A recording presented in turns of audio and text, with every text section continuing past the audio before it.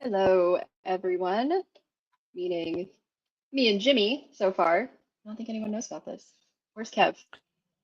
This is the best kept secret in all of YouTube, in my opinion. hmm I think I got like 5 subscribers after our sprints last week. Oh, really?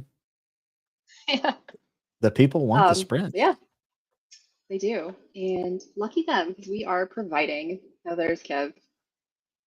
So yeah, this I is would like to thank the episode providers. 2. Yeah, we're in episode 2. We are giving the people what they want.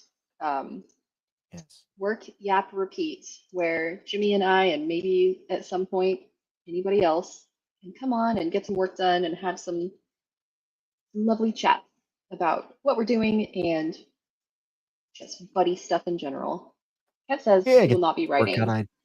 Exactly. And wait, what? Why aren't you writing, Kev? What are you doing? He asked for sprints in the writing channel like 3 hours ago, and now he will not be writing. I don't understand you, Kev. Oh, Hello, hello, Benjamin. Ben. Good morning. And good evening, Jimmy. Um, I know Jimmy's writing. I What are am. you gonna be working on in your short story today? So I was thinking about rewriting the first part and doing a bit more of like a conversational type tone. Because last time I wrote it in first person, feel like I didn't take full advantage of first person outside of maybe a couple different lines. Um, Hmm. but instead, I think I'm going to write the second scene, which is really act 2 and 3 of this short story. So I think I'm just going to plow ahead and write the execution scene or lack of execution scene, I should say. I haven't decided actually what I'm going to do yet. Um, Mhm. I think we talked about it last time, like of the different options I have. Do you remember what my options were? Because I don't remember. Gotta go watch the stream. I need the views. Go rewatch it. Um, yeah, so I think it was kind of decided that even though your instructor does not want you to confuse the reader, that you still want to do a little bit of sleight of hand there and Yes. have it not be known like who the victim or the executee would be Yes. until the end, and they're just having conversations at the tavern about his lack of wanting to follow through on his work and Yeah. what that means. Like, if you're just following orders, can you do a bad thing? Yeah. Not that that's relevant at all in the world today. Um, and then have it lead into like the reveal is. Do we want to spoil it on this stream? Oh yeah, sure. The No, I'm reveal fine with of that. this. To have Yeah. like the child come out and we don't know that it's a child until the actual execution scene where I guess he has to make his decision. Um, I like that. Yeah. I guess I have to decide whether he chops off her head or not. Like that's kind of where I'm at with it, right? Like I need to make a decision. Um Mm.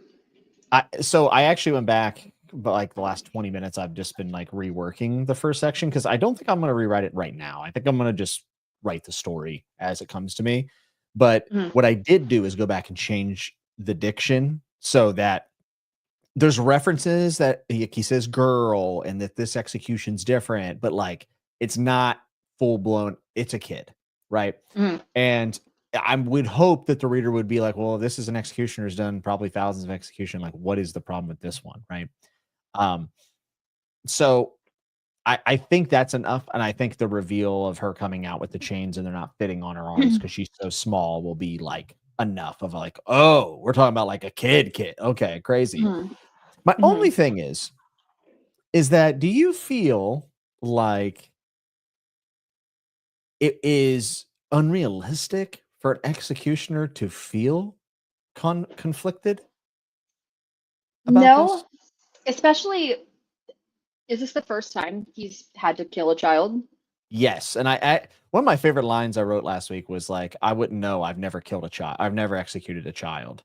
But I Mm. had to take that out because I want the reveal. You know what I mean? So it's like, So like I think I think yes, it can totally work because people get weirded out about things at their jobs all the time that they any weird that's little true. wrench in the plan can make you see things from a new light. I also think it's really good you mentioned saying like changing it to say that talking about the girl.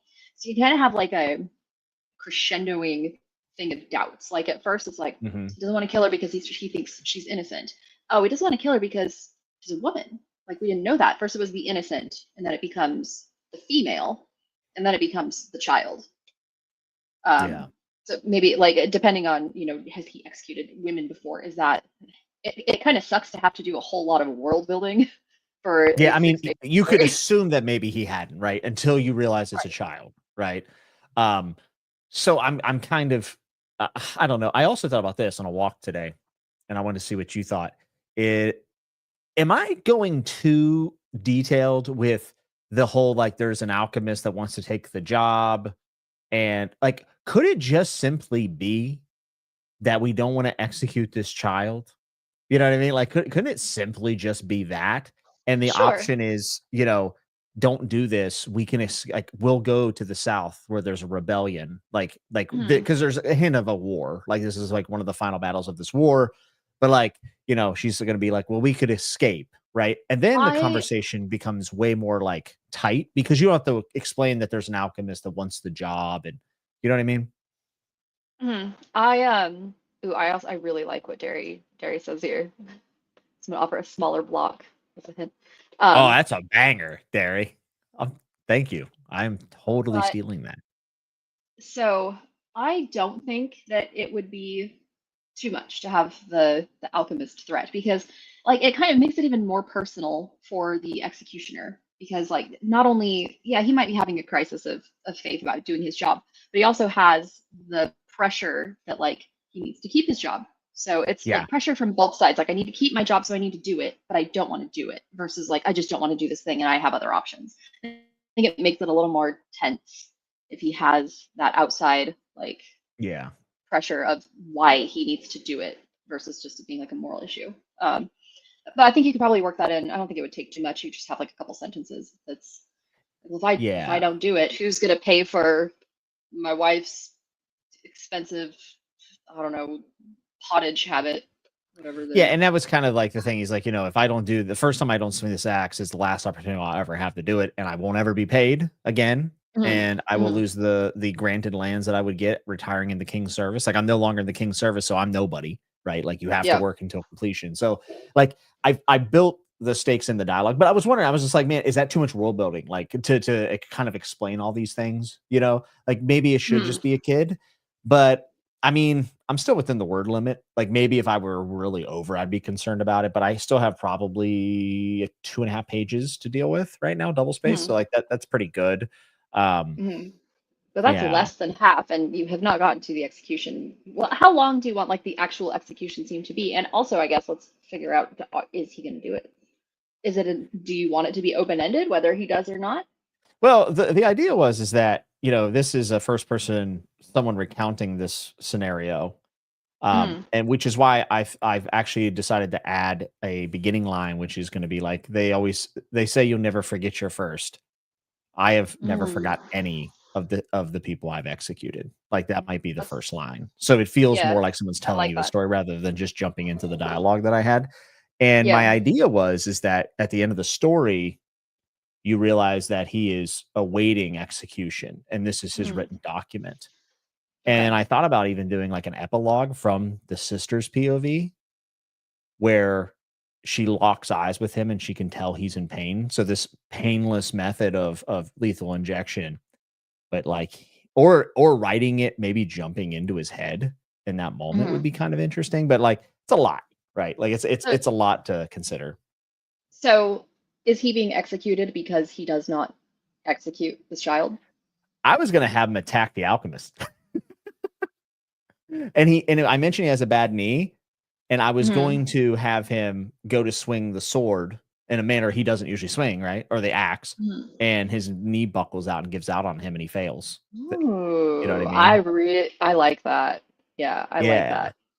Oh, See, when the so story was gonna be longer, I had his whole idea for a second act where he goes to his father's grave, who is the one who got him the job, and he has a talk mm, with his father's ghost, and he's drinking heavily, and the next morning, he's, like, hungover and rushing because he's late, and he forgets his knee brace, oh, that's but, good. I don't have enough time. I just don't 6 So pages isn't enough.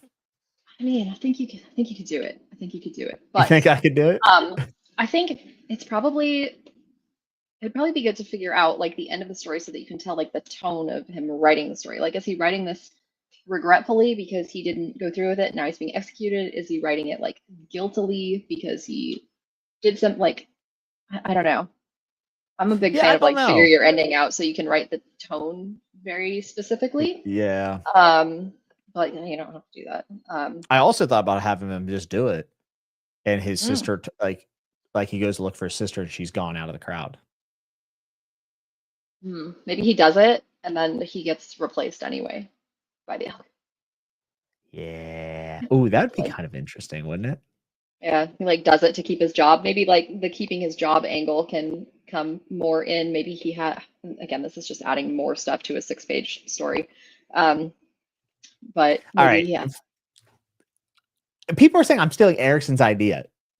What a dumb thing to say. I have a bad knee. I'm writing about me. Whiskey Jack's not the only person with a bad knee. Absurd. Absurd. God, Well, the knee brace figures is off and the table anyway because on I don't have shelf time for it. unstable. I think the only thing that like I kind of Um, enjoy the idea of him like actually going through with it is the fact that he would then have to like because like once you do something that's regrettable, you have that instant moment where you feel it, you know, and when you do something that mhm, is really bad and you're like, it won't be that bad, and you do, and you're like, oh no, I feel terrible, right? Like that. I don't know. mhm. Yeah, but he could maybe he decides to do it because his like he has a really specific need for keeping his job. Maybe he has like a sick kid of his own or something, and you know them Mhm. that medieval health insurance just isn't what it used to be. And if he loses his job, he doesn't have that king's position Yeah. on call, and so he needs to keep or I don't know. Again, just too many ideas for 6 pages. But I think you could. I don't know. I feel like from what I've heard about your writing class, they don't deserve this level of attention in a short story. I think that I'm I think you owe it overthinking to it. yourself. You owe it to yourself to do it as best as you can. I think. What about you? What are you looking at this week? Are you revising some stuff you wrote last week? Where are we at with it? I am working on a chapter that I've been excited about for a long time, and I didn't know kind of when it was going to come up. It was like something that I wanted to work into the story. And funny enough, it's one of everyone's favorite tropes. It's a dinner party with a lot of tension between the attendees. So we've I got love a tense dinner. yes, so we're gonna have a very tense dinner. So I'm excited and intimidated to write that. I didn't know where in the story this dinner party was going to show up, and then it kind of just naturally appeared that here is where it needs to happen. So we're going to have a dinner party with a couple of prisoners and a very strange, very old entity. So I'm really excited to write from not from the perspective of, but to write this very ancient creature character, um, because like centuries and centuries, just old dude, not quite to like not ripping off Steven Erickson and writing any seven 300,000-year-old deities, but guy's been around for a long time. They expect to be around for the foreseeable future, and they are um, very strange because I like thinking about like what time dilation or what long spans of time does to people. I especially really like it in Second Apocalypse, what he does with the non-men. And I think that very long-lived beings, I feel like usually it's not done as well as I would like to see it done because like they are going to have such a different perspective than us poor little 70-year-old lifespan ants to Absolutely. them. Yeah. Um, so yeah, I'm excited to write these creatures. I feel like they move very slowly and they speak very slowly, What's and the rush? ev- There's no rush. exactly, and everything is very deliberate and like yes, they have all the time in the world, so maybe things don't matter as much, but they also have all the time in the world, so everything matters. I don't know. I don't know if that makes any Well, sense. there's always going to be some form of pettiness like Yes. involved no matter what. So I just read Moon Witch Spider King, which the character is very old comparative to the first character that we follow in book one. And I actually thought Marlon James did like a really good job of making me feel because like feel that she was old, like way, way older. Mhm. And So there was a sense of Sogalon. yeah, so go on. Like if there was a Okay. sense that she was like way less brash about everything because she's like, why would Mhm. I react to this? I don't care. Like and I guess like that's the thing though. You have to find something for that super old being to care about, even maybe on a human level, like of Mhm. pettiness or whatever. It's an interesting thing to write. Also, I love dinner scenes, like tense dinner scenes, because we all have those. Like we all go home for the holidays every now and then, and things are a little tense, right? Like I think everyone can relate to that experience. Mhm. Yes, and yeah, I'm excited to write this, but again, I'm nervous about this one because this one feels like a big shift in the narrative. It's Mhm. well, I said last week I only like writing scenes with like two people, so it's not gonna be. And this is like four people, four people. Oh my god, how am I gonna juggle that many people? Um, Yeah, I would yeah. struggle with that a lot. I just read some Chekhov short stories today, just kind of getting more influences and ideas and stuff. Mhm. And he just doesn't like he just will name everybody in the scene like he doesn't really care. And like they all don't have like the obviously you're not doing short fiction, but like just Mhm. watching him introduce people and be like, oh, then Sir Dimitri, blah blah blah was here, and he was kind of a jackass, and you're like, okay, sick. And then like Good to you know. just and you just kind of fill them in your head. I guess like it's Mhm. hard to figure out exactly how many of those people that you need to like flush out, Right. flesh out. It's flesh. I always say flush. It's flesh out. Same thing. Um, Give me 1 second. I think my headphones are trying to connect to my phone, and so it's like making everything scratchy. I just don't. If I can't hear you for a second, that's why. Oh no, you're good. You're It good. seems to think that this stream is happening through my phone, and it's not. So the Bose app is confused. Okay, we should be good. All good. Well, I mean, that Uh, sounds pretty exciting because I know this is like the part of the book that you said is like things are changing. Like this is the big watershed moment, right?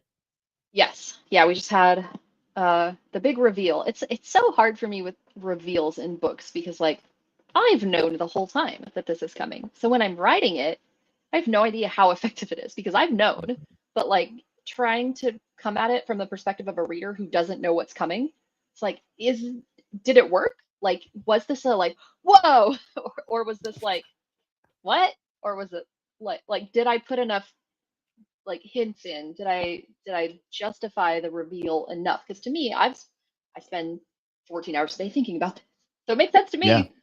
But like, did I do the work in the story to have it like make sense, be surprising, be believable, and to like make the reader feel that that change happened? Like, is that there? Because to me, I'm just writing this and I'm like, and then the massive surprise happened.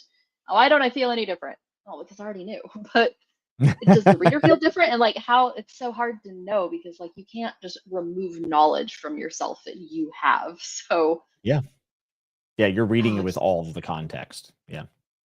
yeah.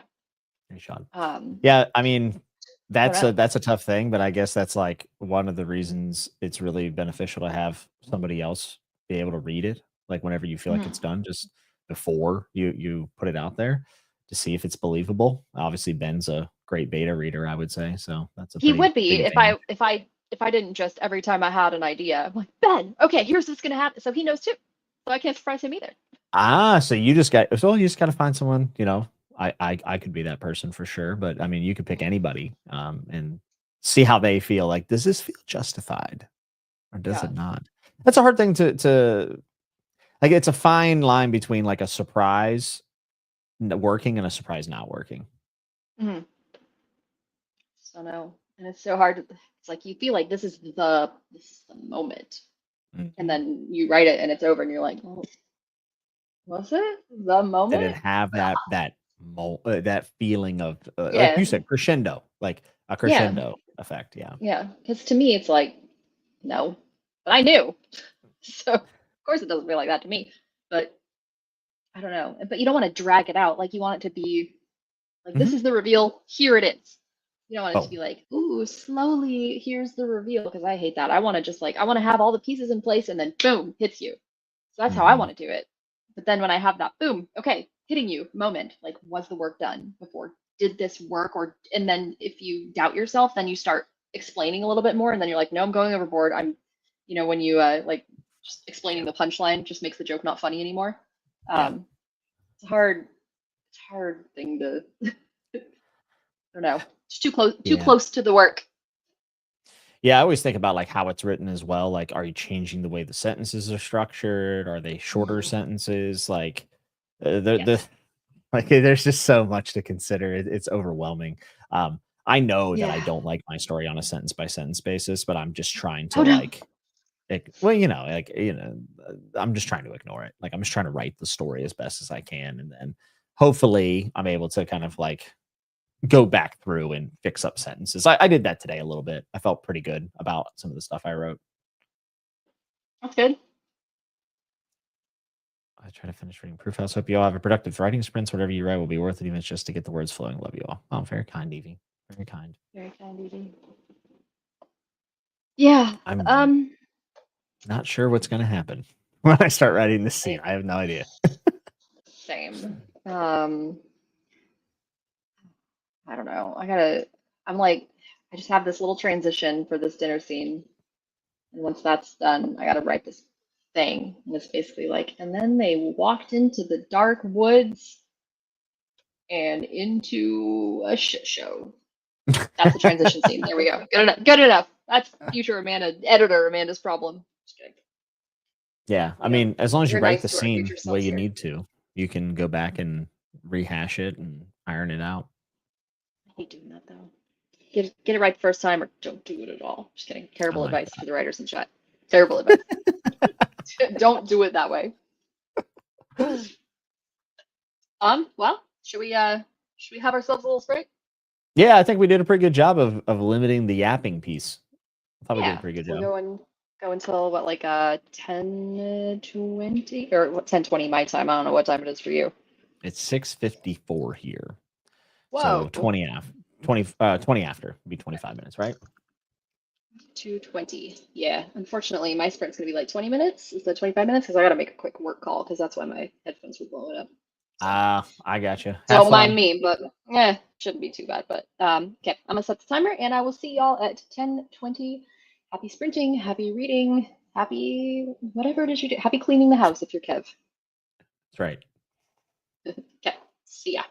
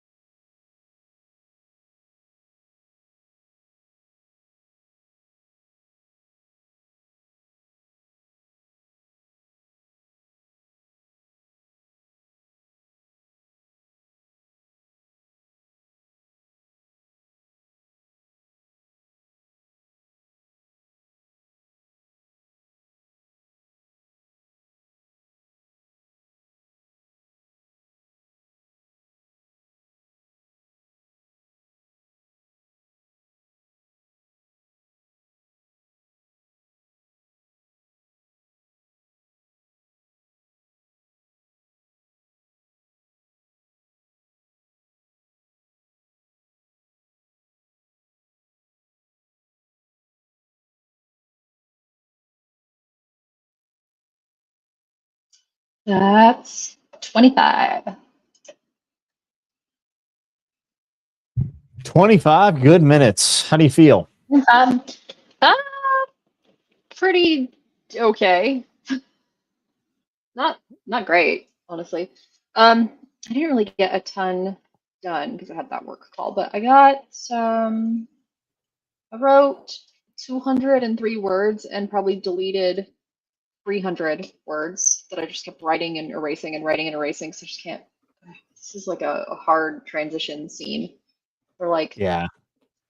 in a jail cell right now, and they've been given something and they don't know what to do with it. They know what it is, but they don't know what to do with it. So, how much of a like exciting dialogue is it to be like, what do we do with this? Well, what happens if we don't do anything with it? Well, what do you think they gave it to us for? Like, that's not fun. So, just trying to, have those are questions that they have, but there's no reason to have a whole ass conversation about when Yeah. nobody knows the answers. Why are we talking about it? It's more like Yeah. neither of them knew what to do. End scene. That's what I'm working on right now. I always have trouble with like knowing what is like worth mentioning, I guess. Like, like there's so many books that have like so many like little details, and I've always wondered Mhm. like at what point is it too much or too little to Yeah. describe things. But Yeah. um yeah, I don't know. I I've especially heard. like when you're writing a scene that you like for you, right? Like you want it to be like boom, this is this, right? Or for me, like I really want to drive home that the dire situation that we're in. And Mhm. it's like how much do you divert from directly telling them everything that's happened? Mhm. It's a hard thing. And also for me, a lot of this was exposition. It's not dialogue driven really. The first section Right. was purely dialogue almost, which was awesome. That's what I prefer to write. But We are very opposites. yeah, I would rather write dialogue. I get uncomfortable describing scenes because I'm not visual. So Mhm. I did get to write some dialogue because these people were just like apprehended, and so it's kind of just a mess. Like you have these yeah. people like begging to be let go. You have someone that's taking them. You have someone that's like just kind of following, yelling about the situation. So that was really fun. It was like a lot of cut off, like a lot of dashes at the end Yeah. of like short sentences, like we won't tell anyone. He made us do it. We didn't want to. Sisters, you blaspheme! She cries for her lost children. We rejoice at having found you. Quiet, all of you. Nico, I swear, please let us. You must have run out. Like it's just a whole bunch of freaking out. Well, that was really fun to write because it feels like you're really getting somewhere when you're just like line after line after line. That's fun. Um, but now I'm to just this other section where I don't know. I don't. Yeah, like you said, it's hard to know how much to give and how much not to give. I've read advice that's like every sentence of your story should be telling the reader something new. Like they should be learning something every sentence. There should be no just like it always needs to be going up and going somewhere. And Yeah. that's something I struggle with, like especially And when then you there's want to so just many authors that break that expand on rule though. something. Yeah, True. there's so many Yeah. authors that break that rule. So like everything's a guideline, right? Like everything's a guideline and you can kind of bend it as you will. But as long as you tell an entertaining story, you can get away with a lot of stuff, I think. That's true. That's true. But again, then I have a hard time like, what's entertaining? Because I already know what's happening. So to me, I Yeah. just have to write it. I don't know if it's entertaining because I already know what's happening. Because a lot of the entertainment factors, like the, ooh, what's going to happen? Like, what's going to happen? And I already know. So how do I know if it's Yeah. entertaining? I'm It's not the hard to person to say. ask. Again, this is why people like have beta readers, like you said.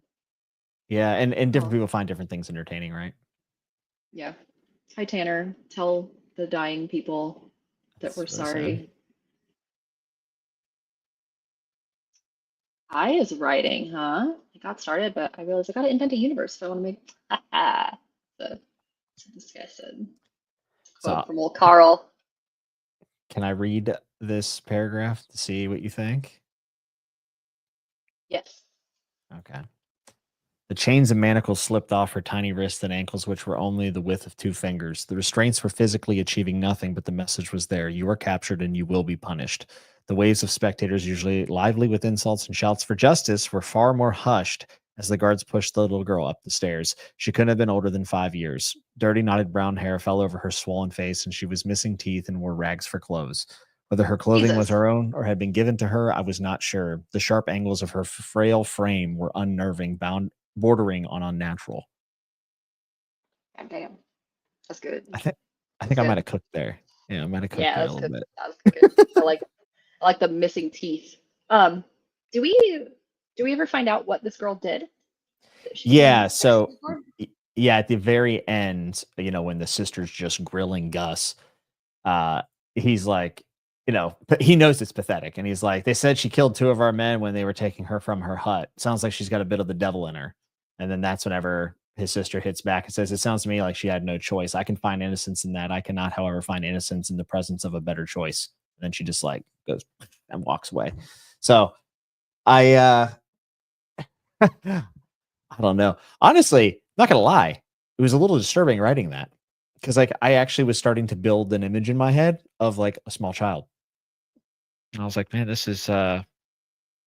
This is not sad. I don't know. I thought about also maybe Um, writing about like malnutrition, distension of belly, but like I felt like maybe that was a little too far gone. well, the people like what you're putting down. So, Well, I'm glad. I'm mhm. glad. I mean, Yeah, it'll at the very that's least great. be it'll be coherent, right? I don't know if it'll be well written, like the whole thing, but like it'll at least be I mean, coherent, which is pretty cool. it's sounds pretty good. Yeah. That's What awesome. I would Yeah. love, what I would love to be able to do. This is kind of my goal. Mhm. I would love to do a short story a week for a year, give or take 2 weeks, get about 50 stories done. I think writing 50 short stories is like a really good goal for me. That's like 3 short story collections. Publish 3 short story collections. And then I Yeah, I could read them guess. all 'cause I'm reading a short story a day, and most of them suck. I think it's always weird, like for instance, like this having to be 3 act structure for my class. Like so many short stories I read do not follow 3 act structures. Like they are literally a glimpse in time. Now I'm sure there's somebody out there who could be like, well, actually, this is a first act and this is the bridge here. But like, I mean, the one Chekhov I wrote was a guy who is like comes running into his house while his family's sleeping. He's like, wake up, you uncultured swine. And they're like, what? And he's like, I was ran over by a diplomat and now I'm famous. And they're like, what? And then he shows him the paper, and it's like basically an article saying how stupid he is for being in the middle of the road. And they're like, okay. And he's like, amazing. And that's the story. Is like, okay, like what's the 3 act structure there? I don't think there is much of one. Maybe there is, but you know, I I mean, actually even if like it's the just a story. small, like, I guess the 3 act structure doesn't have to be some big hero's journey. Just be like, Good Lord. uh, yeah, um, the inciting incident. It's like guy gets run over by a car, He's and very excited about the it. yeah, the fun and games of the middle is like, I'm famous, and then falling action is like, oh, I'm actually an idiot. Yeah. And then he runs out of the house to go tell the neighbors who are sleeping. Like he's just a jackass. Like he's like completely unaware of how dumb he is. Yeah. Pretty good characterization. It's like a page, so it's like Hmm. that's pretty impressive. Yeah, that is good. We want Jose, a cozy short story from Jimmy. I don't know if I got one in me, bro. Um, It'd be a good I was. exercise to try.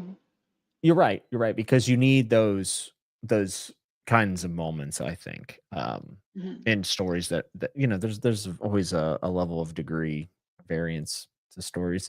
I don't know how good I Mhm. would be. I also don't think I'd be very good at writing humor. Like I don't. I mean, dark humor maybe, but I don't I know. think you could do it. You're a funny guy. You could do it. Oh, well, thank you. I try. Yeah. I mean, Yeah. I don't know. I also like there's just that cringe feeling of like I'm trying to be funny. That's hard to escape for me. I mean, think about like your favorite stand-up comedian and how funny they are and how much they make you laugh, and then just picture them like practicing their routine in front of a mirror and think how absolutely cringe that is. Yeah. That's So so yeah, like true. it's just gonna be kind of cringe, but Pause for they don't. laughter. Yeah, but nobody has to see like the you trying to be funny. Well, they do if they're watching this stream and you're trying to be funny, but Yeah. like they don't have to see you erase the 700 sentences and like looking up Yeah, that's true. thesaurus words. They don't have to see all the part where you're trying. The trying is the cringe, but the product is cool. Yeah. That's a good point. That's fair. I think one of the things that I really would like to do, like revising this, is like have a stronger voice for the character. And I think one of the things that I want to do is like, so I go on to describe kind of like what's happening to her. Like, they bring her in, they push her down on the block. She began to squirm, veins and tendons popping from her twig-like arms, her neck striating as she began to scream in a foreign tongue. Like, Jesus. I want him to be like almost trying to gaslight himself in the fact that, oh, this girl is dangerous. You know what I mean? Like in the moment, he's like, "Whoa, Yeah. whoa, man, she is kind of crazy, right?" Like he's like, Yeah.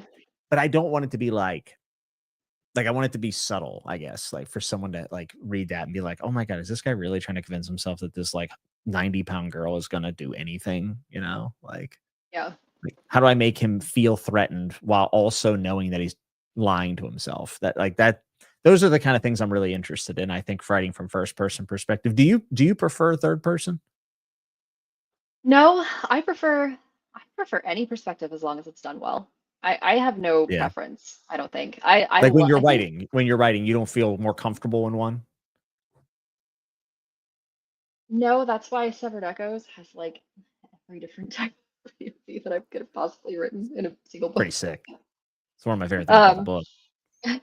it was like I don't like committing to one thing. So even in the book I'm writing now, I have a third person, which is just like telling the story of these two women, and you're mostly in one character's head, but it's third person.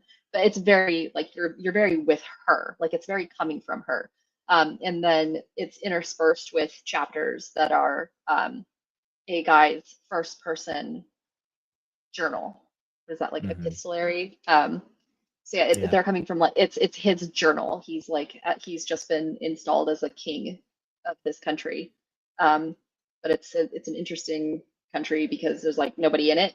There's like four guys in this country, and his castle is like not a castle. It's just like a pile of bricks, Oh, and they I just love made him it. the king. He made him the king of it, and he's like 11, and he's like, how do I be a good king? And they're like, oh, don't worry about it. You don't need to actually do anything. Like here's the journal. Write your king stuff in there, and you'll be good to go. And he's like, okay, I could be a good king. So it's his journal of his being a king and all the things that happen. So of course things kind of go off the rails quickly. But that's how, so yeah, I can't decide on a perspective ever. So I just find a way to write all of them in the same book. I love that. I think that's so cool. I, uh I feel like I feel more comfortable in first person because there's a lot that you can do to make it feel more natural. Like I don't have any examples exactly, but I know. Well, yeah. So like right here, I'm explaining that there's a bigger crowd than usual, and I'm saying, oh well, it's because this is the last sanctioned violence for a good while since the war's coming to an end. And I put, well, that and the fact that the word had gotten around that the details of the prisoner who was being brought forth now were, so like Mhm. you go, well, like you're almost talking to yourself in a way or talking to Yeah. the reader. No, That's one of the things I like it's about Book of the New Sun is like it's almost conversational at times. Yeah, and it's very immersive. Like it's very easy to like Yeah. almost how like an actor has to put on a face for a role and like the method actors like become that person. It's kind of like that writing from first Hmm. person. You kind of have to place yourself like how would I feel if I was doing this thing or if this was happening to me and I all of these previous things had happened to Yeah. me. What is my mindset? How am I going to say this thing? Like what words am I Hmm. going to use? And so it becomes a very immersive experience with whereas with third person, it's just a wider scope. You have to think about more like less of what the character is feeling and more about it's not like show don't tell. Like if I'm in first person and I can be like, I'm sad because this happened to me. Yeah. Whereas in third person, it's so much less effective to be like, she was sad versus like you have to describe everything a little more. I do this too, Slay. Slay says, I like writing in third person, but I use italics for first person thoughts. I do the same thing. Um, and I try to do it Yeah. sparingly if I'm in third person, but it's hard to get away from needing to insert your Mhm. third person, your POV's Yeah. thoughts into things. I mean, Yeah. Abercrombie does it all. I was reading this a bit, and Mm. he does it all. So does George. Like they do it all the time. I shouldn't say all the time, but they do it a lot. Like a lot of the best parts of First Law is actually the internal monologue, which is Mm. interesting considering that it's not written from a first person perspective. I think the thing I like about first person perspective when it's conversational is that you have to then begin to like as the reader, like you get to begin to question everything. Like, well, why is this person saying this? I mean, it's like a real conversation when you meet somebody. Like, I don't know about you, but when I meet someone, I'm a Mm. little guarded. I'm like, is this person full of shit? Like, I met a lot of people that were full of shit in wrestling. So I was constantly like, is this guy just a talker? Like, is he just yapping right now? Or is he like telling me the truth? Like, what are his motivations for wanting to speak to me? And like, I feel like first person offers me that kind of like personal experience. Whereas like third Right. person can be unreliable for sure. We see Mhm. that in like, for instance, Song of Ice Fire Sansa has, mismemories and stuff. But I Mhm. think it's a little bit more provocative from the first person. So I think like I think because I'm so. Like, drawn look to at that. Remains of the Day. Like, that is Oh, the first oh, person in that is insane. Like, and it feels like you're talking to so good. someone and you want to strangle this guy because you know he's like, why are you saying these things? But you can't stop him because you're just reading the book, and it's infuriating, but it's so He's effective. So lying to I, himself. He's yeah, lying to himself the whole time. And yeah, and you and I can see love it. that. And that's what I'm trying to accomplish here. I mean, honestly, when I was thinking about the story a little bit more today and kind of thinking about like whether I should cut the alchemist out and whatever, Mhm. I was like, the core of the story of sure is automation, like being automated out of the job is kind of what I'm getting at. But honestly, I think more so is like bearing the brunt of the morality of what your job tells you to do. And like, Mhm. how do you balance that morality with the fact that you have to survive? Like, and that's what Remains of the Day is all about. Yeah. And we tell ourselves lies every day to be functional in our system. Like Oh it yeah. is required of us Yeah. to do so, Any I think. any job that you have in a late capitalist world, you're going to have moral Yeah. qualms about, like, whether it's like the technology you use that was mined by children Mhm. in a developing country, or Yeah. I probably mean, it's one of the bigger ones. very Yeah. depressing to think about. The But like, like, yeah. how do you write a character? Like, how do you almost have to like acknowledge your own lies to yourself. Mhm. Like you almost have to acknowledge it because you have to be like, well, how do I accomplish this as a person? Like, how do I Mhm. function daily? And then you have to make your character that. It's Mhm. very, very cool. It's very cool. So it's a good story. It's just gonna be good when it's done. I hope so. I Yeah, hope so. it's gonna be awesome. Jimmy's I need to reaction look to into Reedsy. Jimmy's reaction to just the mention of Dude, remains of the day. it's just one of those books. It's like I don't think a lot of people will love it, but when someone does and sees what I see in it, like it honestly like sparks joy in me. Like I'm like, oh, somebody gets it because it's so not a book that I should love. Like I don't really watch a lot of like British comedies and like those type of Same. things. Like I don't do that a lot.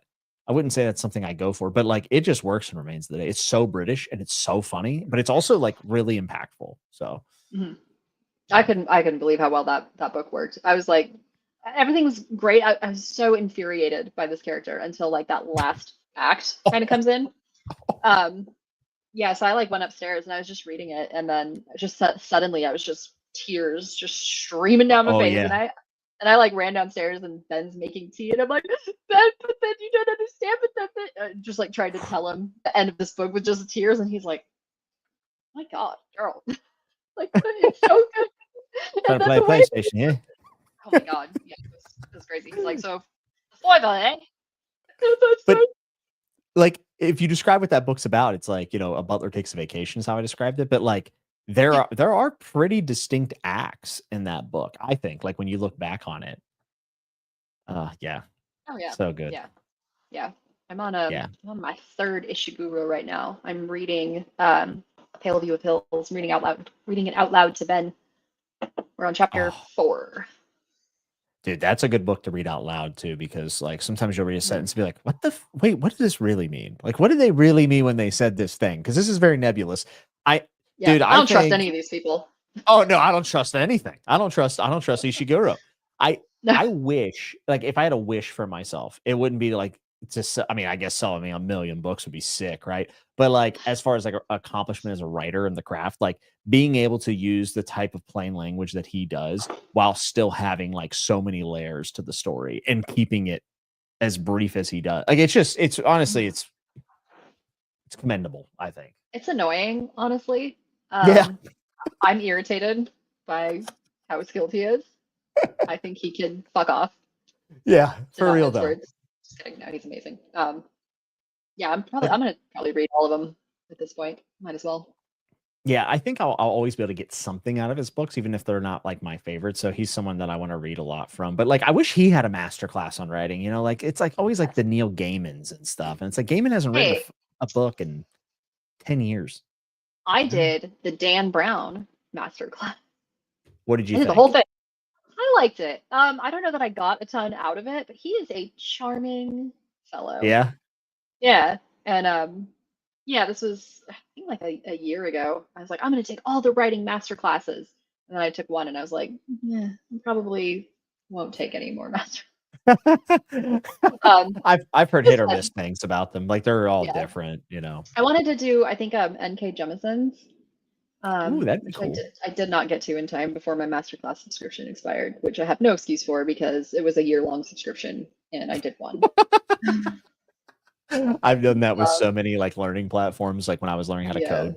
Yeah, I've done that so many yeah. times. Oh yeah, the amount of Udemy courses that I have, the graphic design Udemy courses just piled up in there, and I definitely they're have at all at least like 2 creative writing 4%. classes on Udemy. For sure do, yeah. Oh yeah, yeah, same. Who needs them when you have sprints and community college And John and Gardner. Kazuo Ishiguro books? That's right.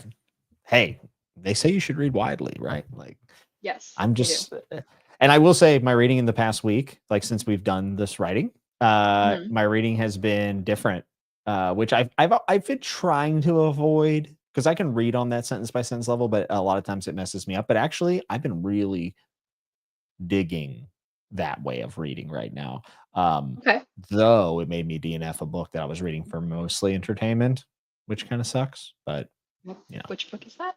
Can you say, book or do two. the Yeah, people no, have to that's fine. wait for the Nah, I nutshell? don't care. Book Okay. two of Ryan Cahill's series. I was in the mood for like epic fantasy and dragons, and then once the mood wore off, like the text alone was not doing it. Like I was like, this is Mm. not, you know what I mean? I was like, I Yeah. want to read something different, something a little bit more meaty, I guess. So I started Okay. Ghost written by David Mitchell, and it's an absolute slammer. Nice. I'm So I'm pretty excited for all my Black History Month books. Got a whole bunch of stuff on order that I think is coming today. And I'm alternating male and female authors. I'm gonna try and do nice, that like the whole year. Which kind of got messed up because I just DNF'd Lord of Light by Roger Zelazny. fair, Yeah. fair. It is Um, very confusing, by the way. I don't know if I responded to you when you were talking about how it very confusing beginning. I thought, yeah, it was too much Gene Wolfe for me. It's too much yeah. like he they don't know what I'm doing, but ooh, if they were smarter and they knew all these references, like, I took a girl, huge deep dive on Hinduism. That's what happened. I went, I don't that understand makes any of sense. this. So then I spent like a day on Wikipedia and YouTube, Mhm. and then I was like, all right, let's try it again. And I tried, and I liked it after that. But That makes um, sense. Because I was just like, are I we didn't know doing shit this for about Hinduism. are we doing this for like labor? Like, are we just like scooping up Eastern mythology to like pizzazz this story? So I had like a weird kind of feeling about it. And I know it's like written in the 60s, but it felt like, ooh, we're being mysterious, like Hindu gods that we don't need to be. We're just doing that because, and like flavor, exotic. I don't know. And that's probably a wrong read on how that book is written, but I didn't like it. And then also, I don't know anything about like beyond a very surface level about Hindu mythology that I was just like, feels I weird. didn't know anything about it. I ended up I'm liking the just book. not a mythology. I'm not a mythology person anyway. I I probably shouldn't usually even am have not tried. either. Like Norse Yeah. mythology doesn't do anything for me at all. Um, Mhm. in any mythology. It's not my favorite, but I will say I actually like Zelazny's Amber books more, which is not that's not a popular opinion. I think his Amber books are better than Lord of Light. Um, Mm. but there's also, you know, a case for the fact that they're a little bit more genre, like they're a little bit more like I don't want to say but pulpy, Mhm. but they like flip genres and stuff. They're a little bit more like surface level, which is kind of fun. But Right. I like his Yeah. writing a lot. Mm. Well, I replaced it with Kazuo Ishiguro, which is like replace a dud for what's a guaranteed hit, pretty much. Hey, that's a super based opinion. Yeah. I And then like it. I'll finish Kashiel's Mercy, and then I'm pretty much free from those books for a minute. There's another trilogy, but I'm gonna wait on that. And then, yeah, we're going to go into some Percival Everett, some Toni Morrison, some Colson Whitehead, some, who else do I have? I'm Can I hoping to do read? Bluest Eye, I think, in February. I hope. Do it, because I'm also doing Bluest Eye in February. Oh, are you? Oh, perfect. Oh, yeah, I'm we doing should do that then. I'm going to do Bluest Eye and Song of Solomon, if I can do it. Nice. Toni Morrison's writing takes a lot out of me. It's very That's what I've messy heard. when you read some. So I don't know. Like I've read Beloved and Sula, and I really really loved both of them. But like I don't know that I could have done them back to back. So we're gonna see how I feel in February. I also got a James Baldwin book. I did not go with Giovanni's Room? Giovanni. I did not go with Giovanni's Room. Okay. I went with Go Tell It on the Mountain. Ooh. Because the synopsis of Go Tell It on the Mountain, I was like, what? Let me just read this synopsis out for you real quick. Yes, please do. Drawing on James Baldwin's own boyhood in a religious community in 1930s Harlem, his first novel tells the story of young Johnny Grimes. Johnny is destined to become a preacher like his father Gabriel at the Temple of the Fire Baptized, which where the church swells with song, and it is as if the Holy Ghost were riding on the air. But he feels only scalding hatred for Gabriel, whose fear and fanaticism led him to abuse his family. Johnny vows that for him things will be different. This blazing tale is full of passion and guilt, of secret sinners and prayers singing on the wind. Give it to me. I'm ordering it right now. Yeah, You had go. me at religious upbringing. Yeah. I love the name of the church being the Temple of the Fire Baptized. Woo.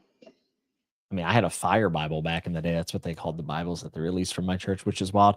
I read half of Giovanni's Room on a plane back from Ireland. I didn't finish it because like it was just a random. I was like, I'll read some of this, and I thought it was really, really good. I didn't finish it, and I should, and I will, but I just was like, okay, noted. This is a good book.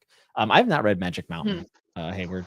But I've had it on the Patreon wheel for a long time. Like someone had it as their pick. Maybe they changed it eventually or something, but like I think I put it on my TBR and I might even have bought it. I can't remember. I think I read the synopsis and was like, this sounds really interesting.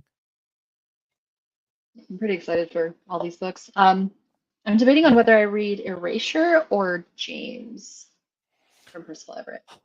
So how much do you like or dislike like the Twain-esque American novel thing? I lean, but I also I felt like it would be a ugh. But I have the thing no is real like I haven't read any, so I don't know where that comes from because I haven't read much of it either. I haven't read Huck Finn. I don't think I've read like any Mark Twain. If I've read any Mark Twain, it was when I was younger in school and I don't remember it. Like I feel like I probably did, but I don't remember it. So what I will say is I'm not actually that big on that stuff, to be honest. Like I'm not saying I dislike it, but same. You know, it's not something I prefer. I thought James was phenomenal. And it's an indictment of not only just slavery, but it's an indictment of the system and how even being against slavery can still play into an awful, like people can use that to further their capitalistic means in a terrible way. And I thought that was really compelling. And it also talks about like, the power of music and reading. So like, there's just a lot there in James that like, I think that you'll appreciate regardless if it's the type of story you generally like. And it's just really, really well written. The nice thing is if you don't like James or you don't like Erasure, doesn't mean you won't like the other book because he writes so differently, even though a lot of the themes are the same. Very different types of book. I mean, honestly, Ishiguro is the same way. Like Pale of Hills is nothing like Remains of the Day, like at all. No. But it's funny because Remains of the Day and The Unconsoled are exactly the same. Yeah, and Never Let Me Go and Claire and the Sun are very close.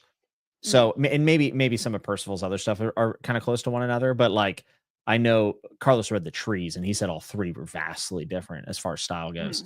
But if you don't like James, like you still could just absolutely love Erasure because they're so different. I would say start with Erasure. I think that's probably a more safer bet. But both, I mean, they're both already at the top of my list for books of the year. Like tremendous. Probably James over Erasure, though, to be honest. Okay. I'm gonna start with Erasure. That cover, the cover of Erasure is like.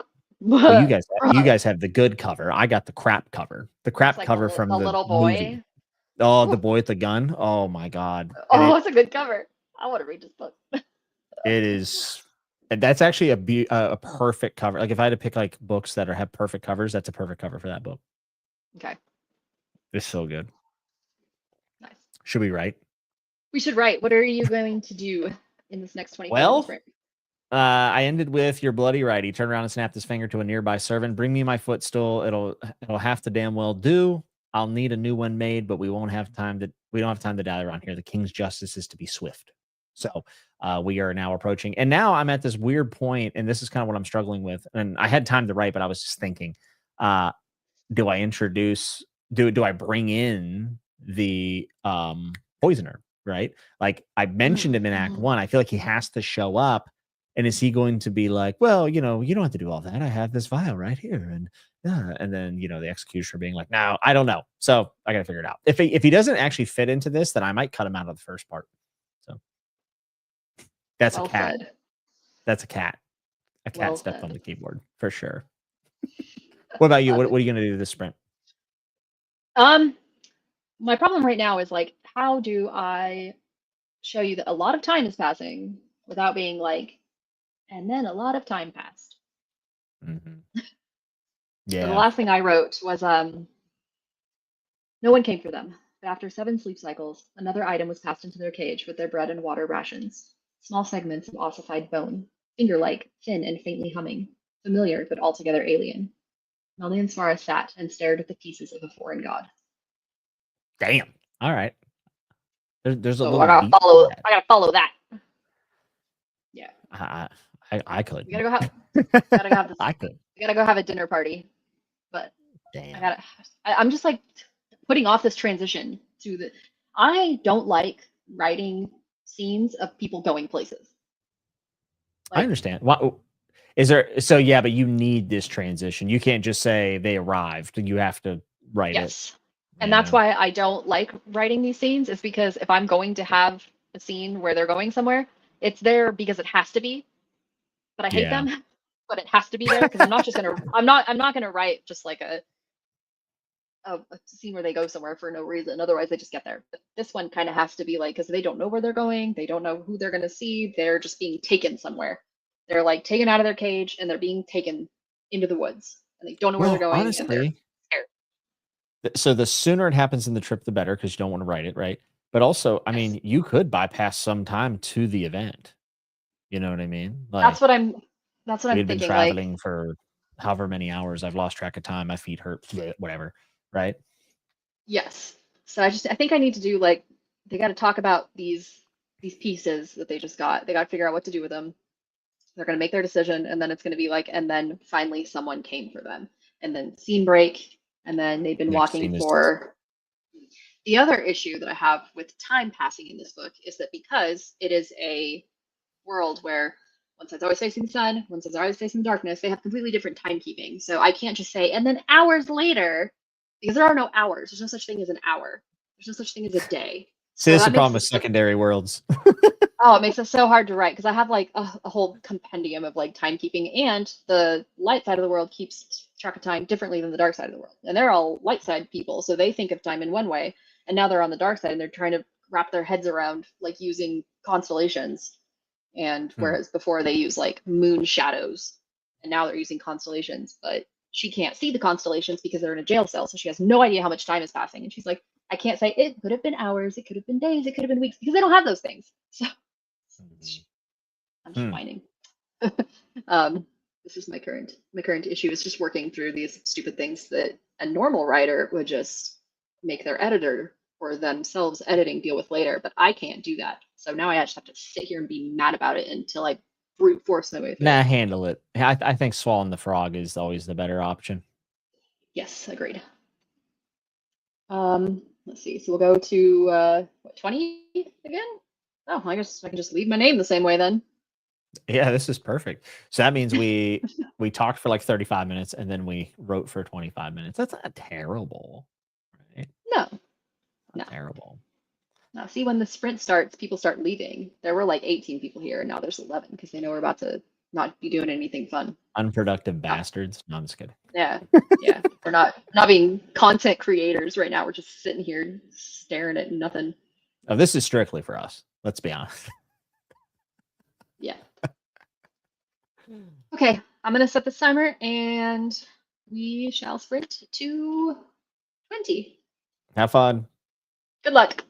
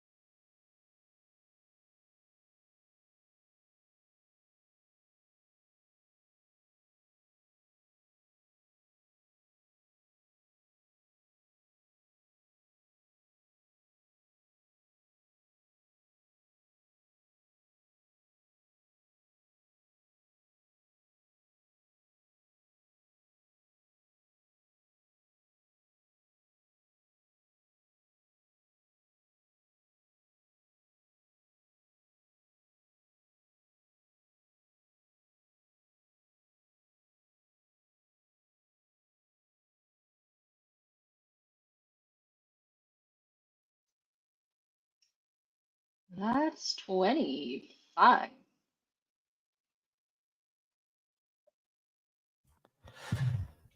You know, writing a beheading of a girl is very difficult.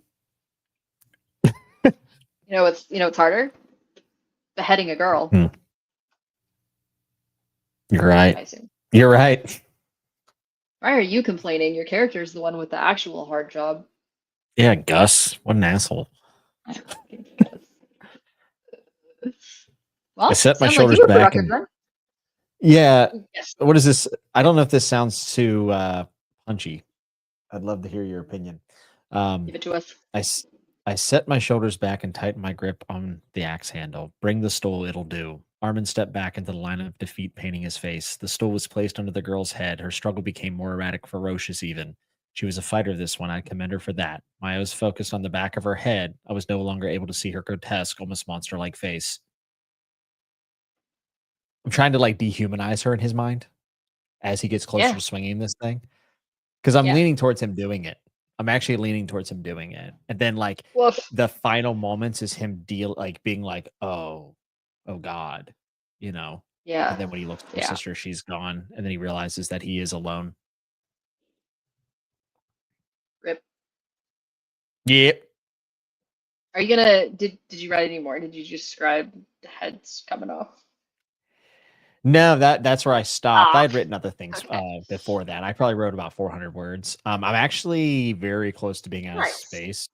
Oh, Like I am. Let's look. I'm about halfway through page 6, so I have half a page to wrap this up. okay. I'm leaning towards cutting out Armin, like the poisoner from the second act, to be honest. Because I have him step out and he's like, oh, my dear Justice, why would you ever want to ruin your perfectly marvelous footstool? I have the tools right here to make this quick and painless. And then, like, I love shows, that though. I do believe our I brave think you. executioner is looking a little peaked, wouldn't you say? Fair punishment, but difficult to stomach with such a barbaric method. I love Like that. I don't think you should cut that. I think that's his really, eyes really traced the good. length of my axe, and his sly grin turned into distaste. The son of a bitch. Yeah, maybe I'll just tell her. I'll be like, listen, I tried. I'll just make it 11 font instead of 12. She'll never know. I'm sure I mean, she there's won't. probably stuff you can cut, just not that. Oh, there is. Yeah. Yeah. I feel way less strongly about what I've written today than I did last week, just because it is so much exposition. Mm-hmm. But I don't know. We'll see. We'll see. I like it. How did it go for you? Did you get the traveling done, or are you in a spot where you No. feel comfortable with it? But I No. All right. got to the traveling. No. I'm actually really pleased with what I got. I wrote 345 words. Nice. And my favorite thing is to write people feeling gross and weird about their bodies. And that's what I got to You do do. like that. You do like that. Yeah. Yes. And this is I don't know, I don't know how much I want to give away in these streams because hopefully y'all are going to read this book at some point. So I don't want to spoil anything. Fair. I don't want But to be spoiled. also I want to talk about this book too because I feel like it could be really valuable to get some feedback in the writing process. Oh, I don't know. Basically there's this element that stops you from aging. And kind of based on lobsters, like real world lobsters. Lobsters have that something in them, like the caps on your DNA, like telomeres, and those as they fray, that's what ages you. And lobsters have hardened telomeres, so their DNA doesn't fray as easily, so they can live a lot longer. Anyway, there's something in this fantasy story that basically does that. It hardens your telomeres, so you can live a lot longer, theoretically forever. You can still die. You can still be killed, but you just don't age. And so some people are taking that element and I just have to read the book. But anyway, when they stop I taking love it, this. they get really freaked out about the aging process again, like more than a normal person who's already freaked out about the aging process. But when you can stop that process and you don't have to worry about it anymore, and then you do have to worry about it again, you worry about it so much worse. And Yeah, that's what no, they're going through. that's such a cool concept. I love that. That's what Dude, they're I didn't know lobsters, like you just blew my mind. Lobsters can live to be over 100 years old. I think they Like for could live such a longer than small that. animal. I mean, I that's think it goes crazy. the oldest The lobster caught on the one. coast of Newfoundland in 2008 was 140 years old. It's the oldest lobster ever caught. That's crazy. Maybe it's I like what am mean, I? I'm thinking of that some is sea wild. creature that's like there's one that's like even longer than that. Maybe it's not a lobster. Maybe it's like a I crab mean, or 140 something. I don't years know. for such a small animal is crazy. Yeah. Well, I guess the smaller you Yeah. are, the faster your metabolism, or your slower your like. Small dogs live longer usually than bigger dogs, right? Mm, true. Yeah. Maybe it's not a lobster. I'm thinking of something. I don't know. This was all I mean, figured out 140 long years is ago. pretty significant. That's Well, crazy. longer than we get. Yeah, just for like doing nothing. Just like Yeah, dude. I want to be a they're not. lobster. It's not like they're getting their son's blood pumped into them like that one guy. Oh God, Brian. Right. I just watched that documentary. It was so bad. It's crazy. Netflix documentaries suck now, dude. I didn't know this. They can also regenerate their limbs if you take them off. I think a lot of animals have that. Like the geckos Yeah. out What? here Why will don't do that. we? A lot Like, more you complicated know, limbs. like why can't I cut my hands off and grow like bigger hands? That'd be cool. Always I wanted mean, like maybe big like someday. catcher's mitts. You know. It's just not in your DNA to do that, unfortunately. Bullshit. It has not been proven evolutionarily ideal for that to be part of your process. Yeah. Blame I God or love that you're whatever. I just love that you're playing with that element though. That is like, and that is a very like the consequence of that, and then aging coming back in would be that you would be very freaked out by your body and what it is Yeah. doing, naturally, I So, guess. so these people haven't even been using it for very long. And um, it's like there's these things in this world that like make this element. And they are kind of Hmm. considered gods because they're so long lived, but they have a really odd symbiotic relationship with the things that eat them. Because usually when you eat something, if you eat something, that thing gets smaller. But in the case of these gods, if you eat them, they get bigger. So like they like trade like if you consume it, it gets bigger because you're like taking it into you, so it's becoming a larger thing because now it's not just it's also you. So getting bigger, and then Hmm. you kind of take on the attributes of each other. So see, you like find this pile of this element, and if you start eating it, it will start to get bigger and start looking like you, and you will start kind of taking on it. So there's a lot of these things, and the different things that eat these things, they become that. So you end up with like these massive stone gods, basically, that look like the things that are eating them. So it's a whole Dude, thing. that's metal. We're getting in deep lore here. Um, but You know what this this kind girl's of reminds me of? Just slightly, not really, but like kind of mm, is like Attack mm. on Titan. It's nothing like Attack on Titan, but I'm getting Attack on Titan vibes, which is a good thing because I think Attack on Titan is fucking sick. Um, I want I love to. that. I wanted to watch that. I never have, but I also don't You know should watch it what. with Ben, and then we can do a stream complaining about all the bad things about it in the second half. Hell The yeah! first half of the show is absurd, absurdly good. I want to watch it. Eventually, if I can ever get That's so into it. creative, though. You're so creative. I'm so jealous. I mean, you're also creative, so you don't need to be jealous. In like a depressing way, though. Like nothing cool. It's just like, hey guys, what if we thought about killing children for a little bit? I'm like, oh, I guess, I James, that's mean, fine. are you calling Steven Erikson unimaginative? Because that's like a No, whole because he point still of Dead House Kids. he has sky keeps. He's got good. Children are Like I don't have any dying. cool. I have no cool lore. I have no lore, no world building. I just have a dude with an axe who has a low self esteem Yeah, and no family. Because the project you're working on is 6 pages. Where are you Well, going to that's put true. world building? If I mean, to if be you were fair to like though, sit down and write a novel, I have no doubt. I've heard some of your world building ideas for some of the ideas that you've had for novels, and you're not uncreative. I've heard some of these things, and I've been like, "Hey, Jimmy, write that book," and then you just don't do it. But now we're here, and now you can do it, and so you can stop whining about other people being creative and you're not, because now you have the opportunity. Because I remember that story idea that you sent me of like the post-apocalyptic, was it an island or oh, the something? farm. Yeah. Is that what it was? Yeah, Anyway, this was like that's 2 the years ago. novel. Yeah, like the Okay. novel everyone has in their head, like that's my novel. Yeah, Yeah. This yeah. one's mine. So I'm actually writing it though. So, Well, you're better than me. I've already maybe established get it. on it. Yeah, but you can start. You can If start I write anytime. 50 short stories, I will let myself do it. Don't do that to yourself. Just I write the like novel, writing short Jimmy. stories. They're fun. I've been thinking about this novel that I'm writing since like 2017. And it's taken me almost 10 years to get how many words? Holy shit, I passed 60,000 words today.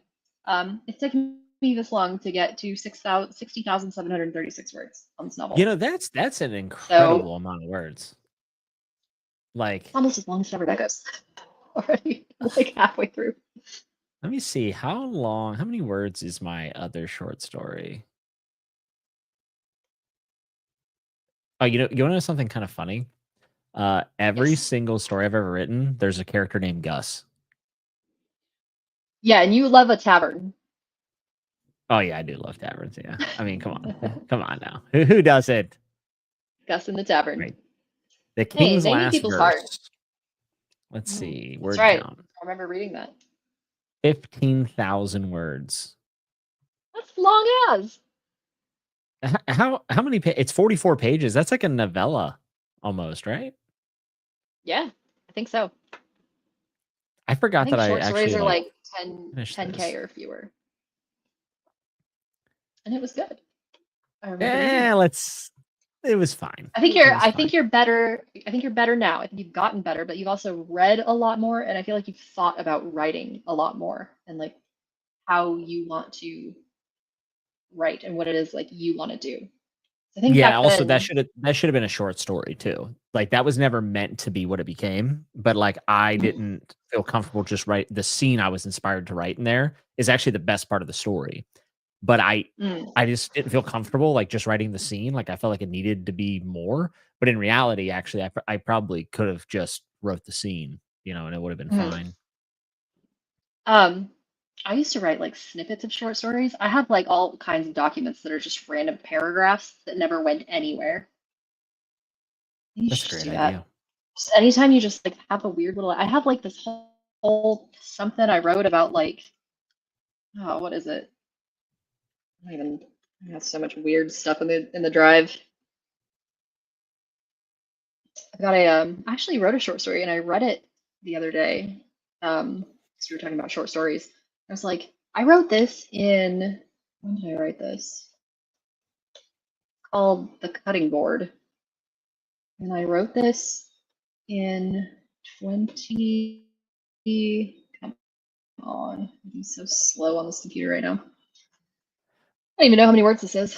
But it's about a guy who goes on a cooking show to show like the newest craze and like how to prepare meat, and then he just like cuts a slice off his own calf and eats it. Jesus. So that's cool. I kind of Yeah, love that. My favorite thing I've ever written was just a intro it's paragraph. I think I not sent it to bad. you. Yeah, that was my favorite thing. Yeah. Yeah. I What have was it? always it was I have always felt my life was a storm. Wherever I have traveled, there has been more than one dark, Mm-hmm. ominous cloud hanging over my head, no matter how hard I slouch myself forward in an effort to hide away. There is no hiding. And then but I don't know what that is. Like, I don't know what that story is. I have this Oh yeah. idea of like a traveler going through like post-apocalyptic towns and something is following him and like every connection he makes is, Mhm. yeah.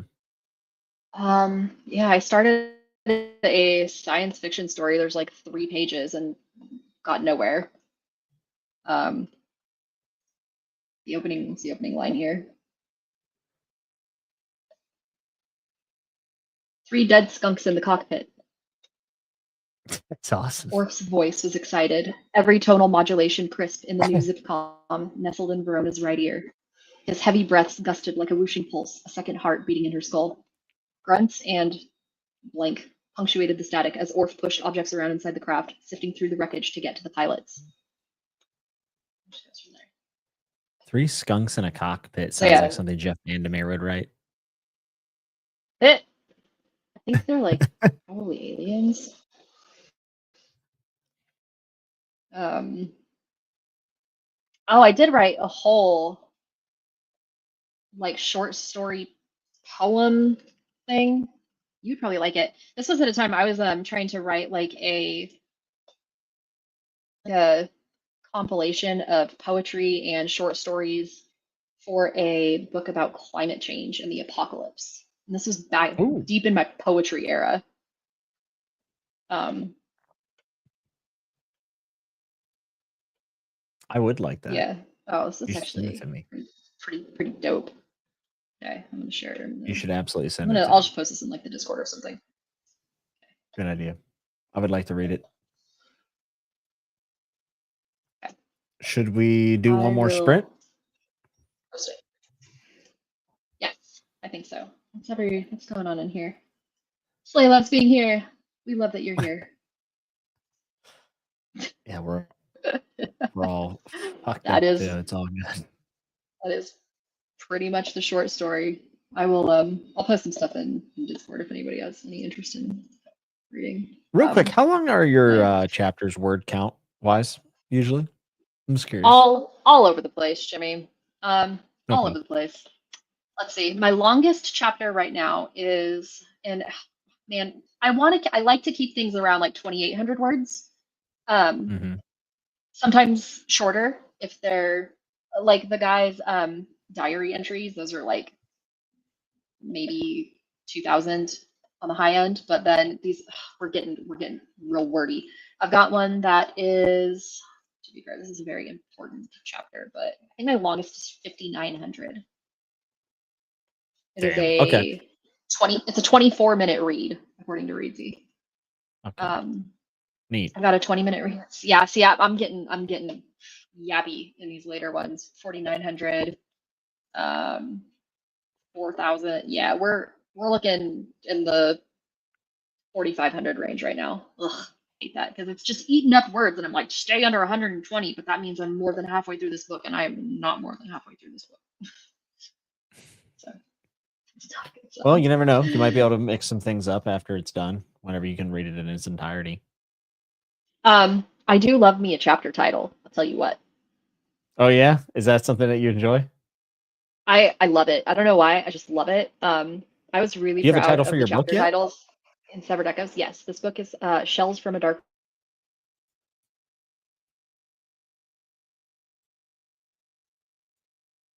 I think.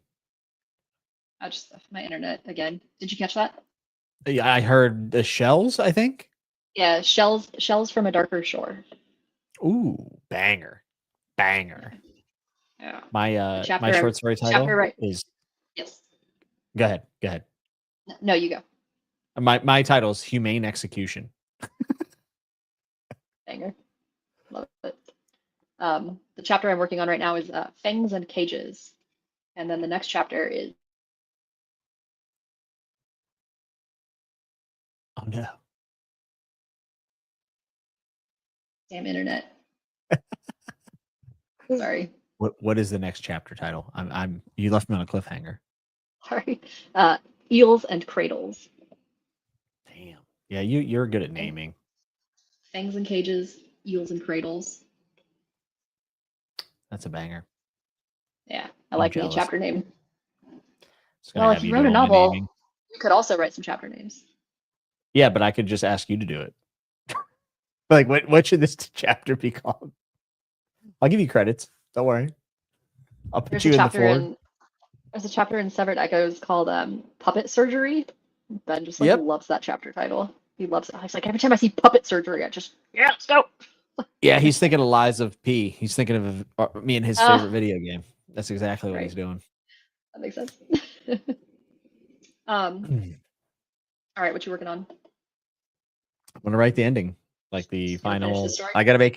I gotta find out what he's doing. I don't know what he's doing yet.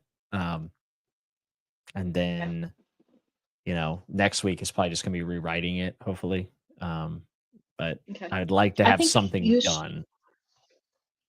are you open to like trade and not edit, but like feedback and like, I think you can get this Oh, here. Like, here's, yeah, very much gonna do so. something like that. Okay. Yes, Kind of like very much we so. can like kind of have it on the screen and then me and the audience can share.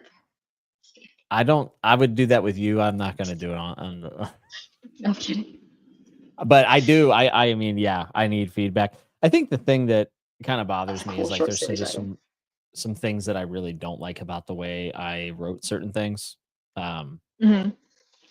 like Well, I did things that I don't like to see in books, So maybe we can figure out what those are and how we fix them next week yeah. or in the after next week when you are finished writing this. But I think that'd probably be good, like because we've been talking about it for so long, and then when we see the final product, we can make judgments as needed. Yeah. If I can finish it, we could do that before the stream next week. And then the next stream, I'll just be doing all the Oh, revisions.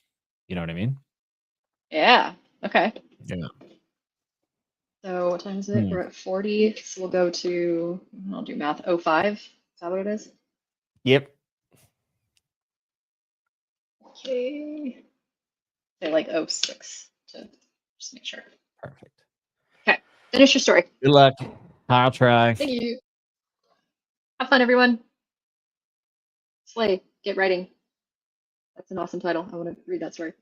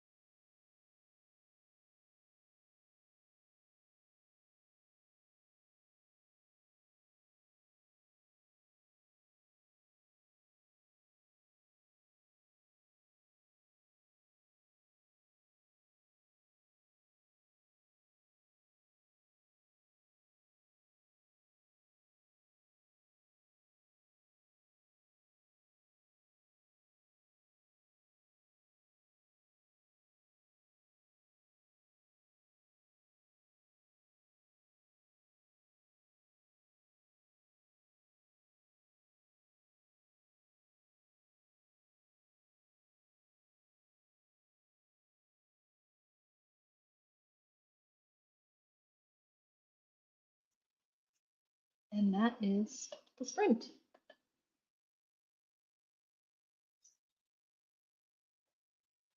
Man, this might be too dark. This is bad.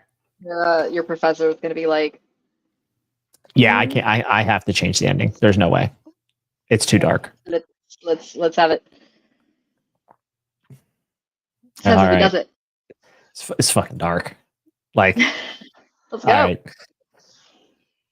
So I left off with my eyes focused on the back of her head. I was no longer able to see her grotesque, almost monster-like face, and this is what I wrote here. My axe lifted into the air just as it had hundreds of times prior. My movements were mechanical, measured, and executed as if I were chopping off the head of a giant. Its scream crescendoed just as my axe split its head from its body, the blade continuing through to stick into the wooden planks beneath. There was much less blood than I was used to, so much so that I began to wonder if this thing was human at all. It took a few good tugs to wrench my axe free from the planks. The crowd was buzzing with reaction. I could hear crying from some of the women in the crowd. That was not so unusual. I used my boot to roll the head into the waste bin, but due to it being so small, I overexerted myself and sent it sailing into the grass. The servant rushed to retrieve it. It was a job, and it was done. It was justice, and it had been served. It was my livelihood, and it was intact. It wasn't enough.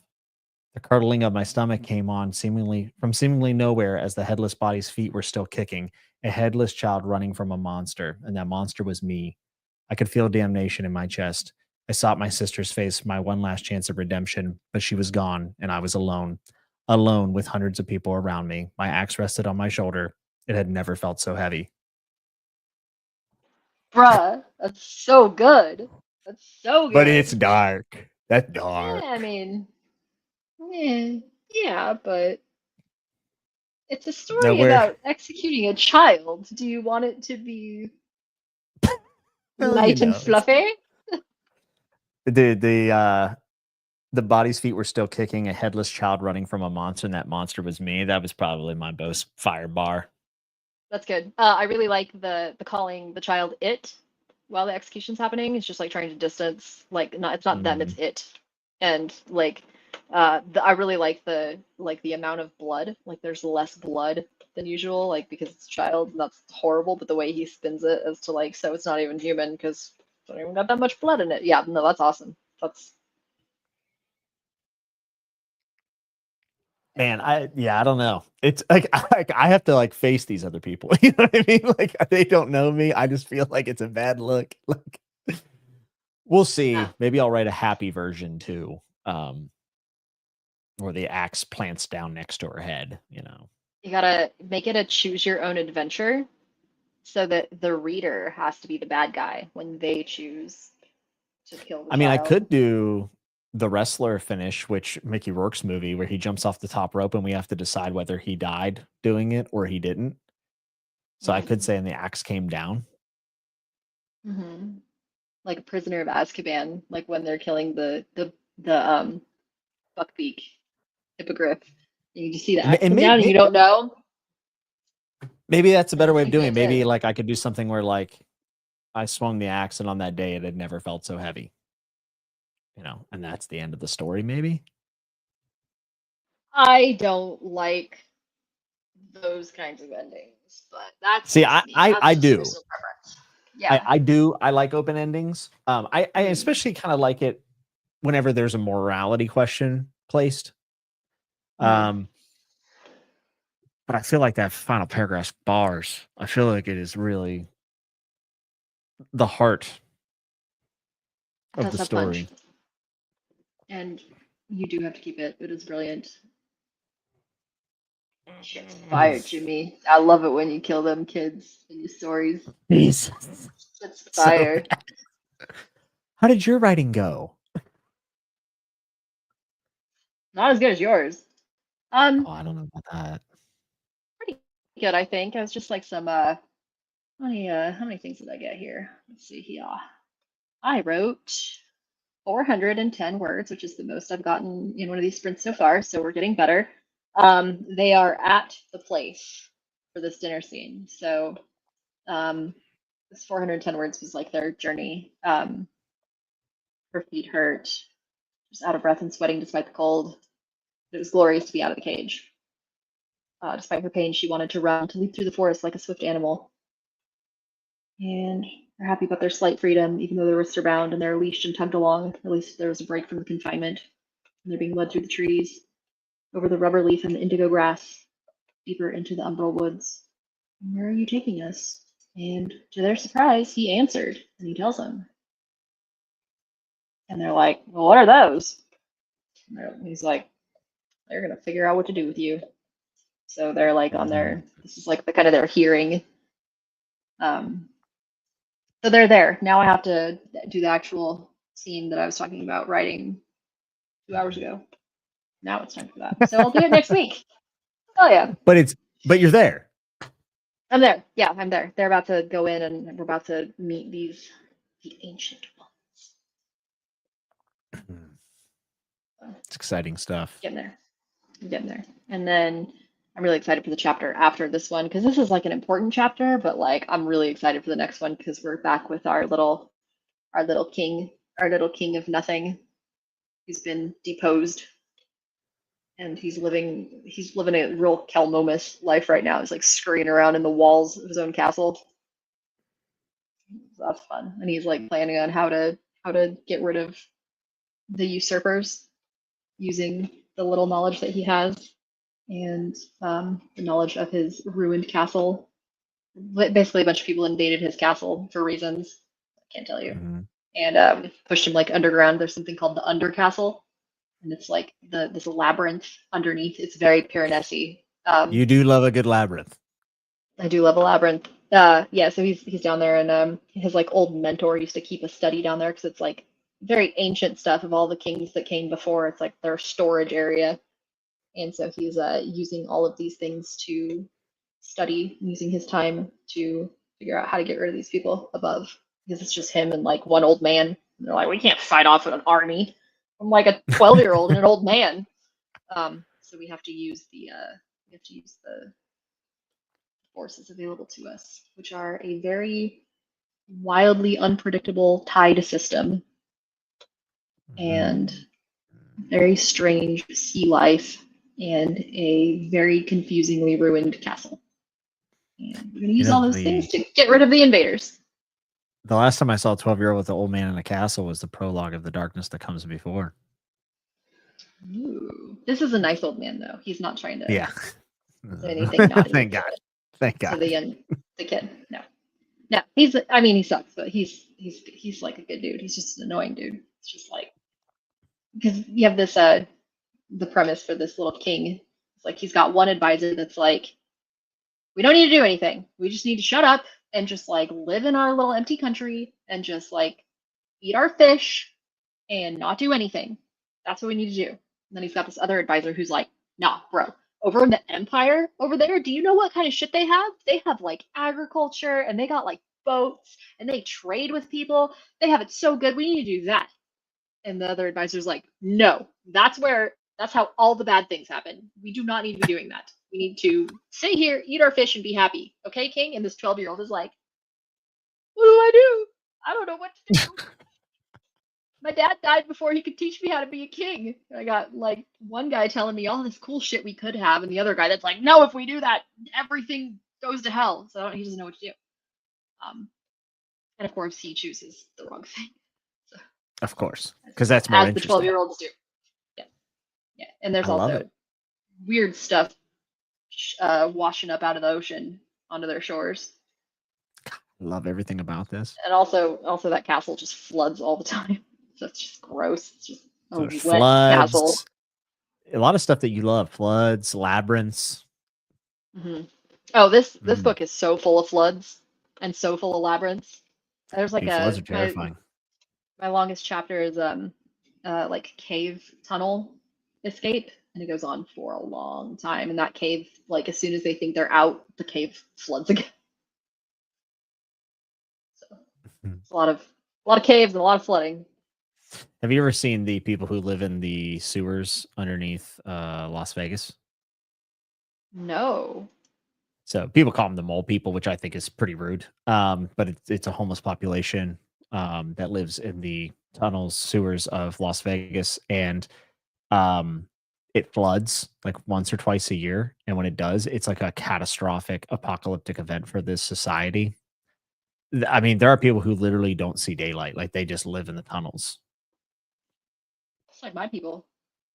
Oh, you should. It's actually, I mean, it's dystopian. Like it is. It's insane. It's insane. But when it floods down there, I mean, they have pets. They all die. I mean, it's sad. It's really sad. I can imagine. I Yeah. just did a search. I have used Flotsam 2 times, and I have used Jetsam 0 times. Those are good words, though. Those are good words. I don't have any good words. Like I didn't write any words You where I was got like, good "Ooh, I love words. that word." No, you wrote some I good mean, no words. words. Did I have any good? Did I have any good words? I like. I know you love alliteration, and I'm a big fan of alliteration. Mm-hmm. Yeah, I've got like. I don't know if I have any good words this time though. Frangible is a good word. I used Frangible is very good. frangible. Frangible. Um,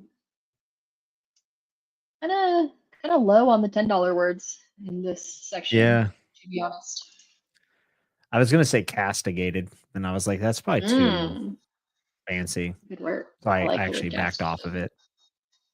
So, A lot of times, I actually do don't it. use the words that I really think of because I'm like, "This is too specific." Also, sometimes the word's too me. You know what I mean? Like, Mhm. I love the word facetious. I use it all the time. Like, so I shouldn't use Mhm. it in a story because it'll sound too much. It'll sound like me and not my character. You know? So. Yeah, I have a hard time with that. Like my main POV character in these third person perspective chapters is a scholar, and she's very inquisitive and like scientific, and she always wants to know the reasoning behind things. And like she's Mhm. very like I have to remember like we're in inquisitive mode, and Yes. um, the things that she has to notice that I normally wouldn't notice. And then the other one's like a diplomat, so she's more like what are people's motivations and how can I position myself well. So one's just like, oh, I wonder what that bug is. And the other one's like, how do I get better guest quarters?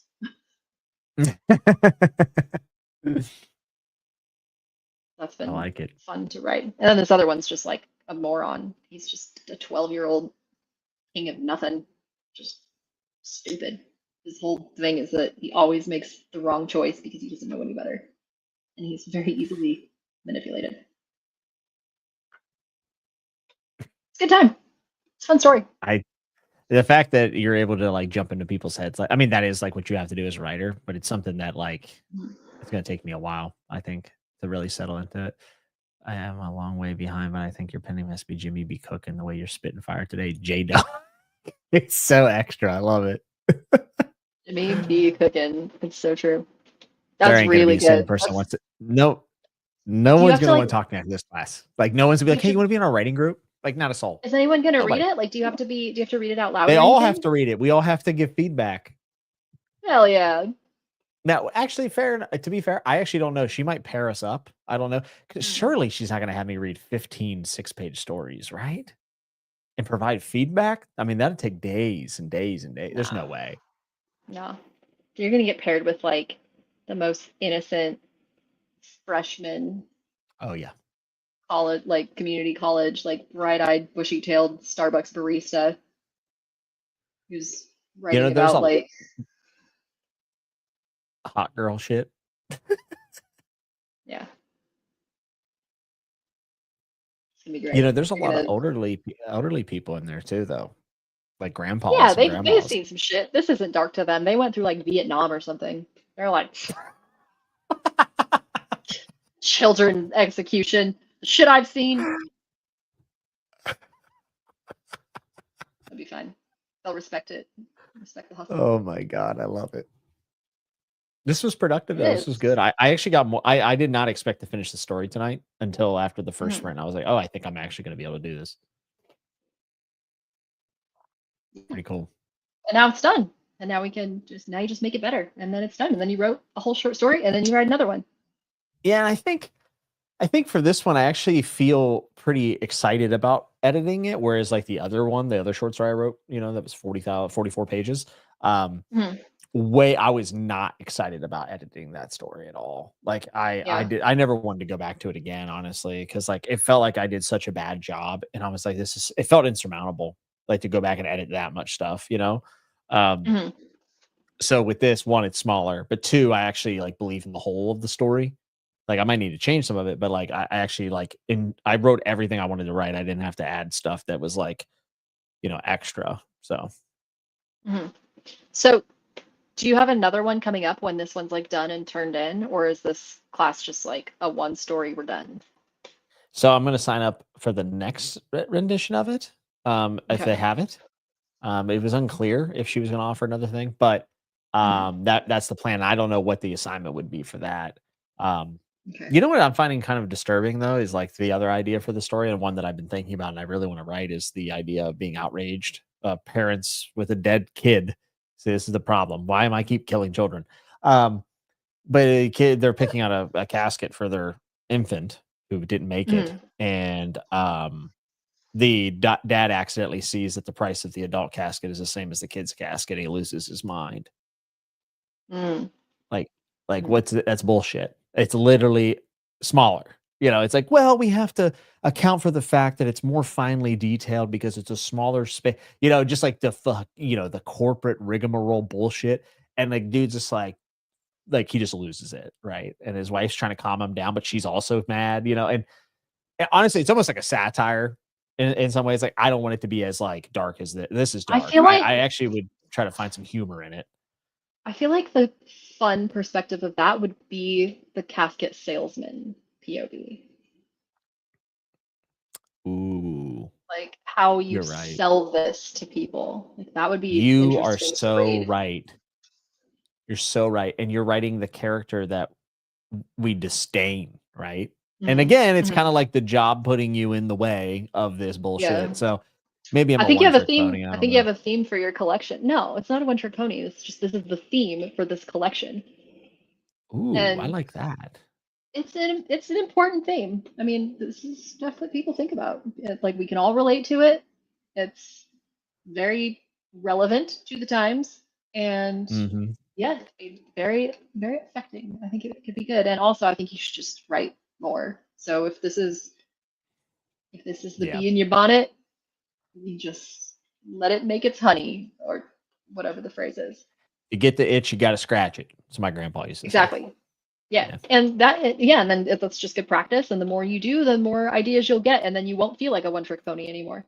So I felt that way for a long time when I was writing like shorter things before I was writing novels and branching out. It was just like, man, I can only do like one thing. And then the more you do, the more those branch into new ideas. And then you're more, oh, Yeah. okay, well, that's something new that I could explore. And then you do that for a while and then it just branches. Yeah. Yes. I think Even if also that like niche. that's ridiculous. Jesus. I think that though, even my favorite authors, though, they all have that. Like David Mitchell is constantly bringing in the idea of like human beings not taking responsibility for like their impact on the world around them, and Mhm. a lot of climate stuff. He's like he always has some sort of climate disaster at the end of his books. I feel like, but Ishiguro constantly messing with like the idea of perspective and reality. Like there's different things that every author Mhm. does, and I think that are kind of repetitive, maybe if you look at it that way. But I guess the beauty is being able to explain it in a different story, like that feels different Mhm. and that has different tones and different characters and stuff. I feel like all of my stories, there has to be some kind of through line that's connecting them all. I just don't know what it is. Because to me, they all feel Yeah, very varied. But I know there has to be something of myself that I think a lot of it is sure. like, I don't know. So for a long time, I was really deep on the like climate apocalypse because that is what Shells is eventually going to be. Yeah. Um, I'm going to have, and this is going to be a weird one because Shells, like in part three, there is going to be a significant time jump, like a like many hundreds of years time jump. But Hmm. due to the nature of what the story's about, it's going to be the same characters. So that's going to be a fun thing to play with. Yeah, I don't know. I have a lot of apocalypsey kind of stuff. Like I have like that Shutter Island meets Love Island. It's Dude, like I want to a, read Shutter Island, by the way, because like I saw it's the movie good. and I don't remember the movie. I loved it, but I Mhm. don't remember what the twist is. So I'm gonna get to do the twist again. And Yeah, I it's a bought great the book. book. I love stories like that though. Like I love like Mhm. Severance, like those stories that are like speculative fiction, but it's just like one weird element changed about our world, and then it results in this huge like unraveling of things. Like I love that so much.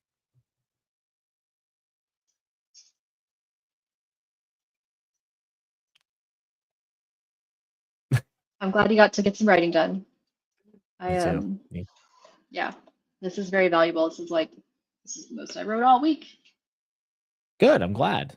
I'm glad that you invited me to do some reading sprints or writing sprints rather. Are It was good. are we same time next weeking this episode 3? Yes. Start time might have to change. I'm not sure yet. It might need to be 7 again, 7:30 again, maybe. But I'll let you know. But I'm down for next Wednesday for sure. Why you gotta make me Hello. small? Hello? Sorry, no, my internet's chirping again. They're probably digging up the wires in the street. That's just what they do on Wednesdays here. Well, we will be I miss back. I mean, that. we could do Thursday next week if you want, if that's easier. If they're not digging up. But Wednesday, Thursday, we'll be back for sure. Okay. Yeah. And just let me know what time you want to start, and send me a Sweet. story, and we'll take a look, and maybe we'll like Oh. see if there's tweaks we can make and things that we want to talk about next week for the grand reveal of the finalized story at some point. I love it. And I Okay. would love for you. I'll send the link to you right now so you can Nice. tear me apart. Sweet. I will take a look. But yeah, well, I guess we'll go about the rest of our days. I might write a little bit more tonight. See how I feel. I'm trying to finish this 800-page book by tomorrow. So, and I have like 500 pages left. So maybe not. Maybe I'm gonna be we'll see. hammering I have to some jump on the ghost treadmill reading. and read. Hell yeah. Hell yeah. Hell yeah. I love that. Yeah. Love that for you. Yes. So I'm gonna go do that. I'm gonna eat, and then I'm gonna do that, and then maybe I'll write. But either way, we'll oh, even Slay got to write a little bit today. Hooray! I'm glad these are Excellent. helping more people than just us, and hopefully Kev cleaned his house. Clean your house for the I think lady. he did. I hope he did. Eat, go write your time loop short story. Do it. And yeah, same time, same rap channel next week. We will see you then. Thanks for joining us. Jimmy Nuts, go check out his channel. Subscribe if you haven't already. If you haven't already. How did you find me? And yeah, as always, keep writing the next page. I'm so sorry that I There it just is. I coined love it. it I love the and description of the video created too. my own. It's fantastic. Nut up and don't shut up, and always keep writing the next page. Okay, everybody. We'll see you next week. Bye. See ya. I hit end. I'm trusting. Oh, it's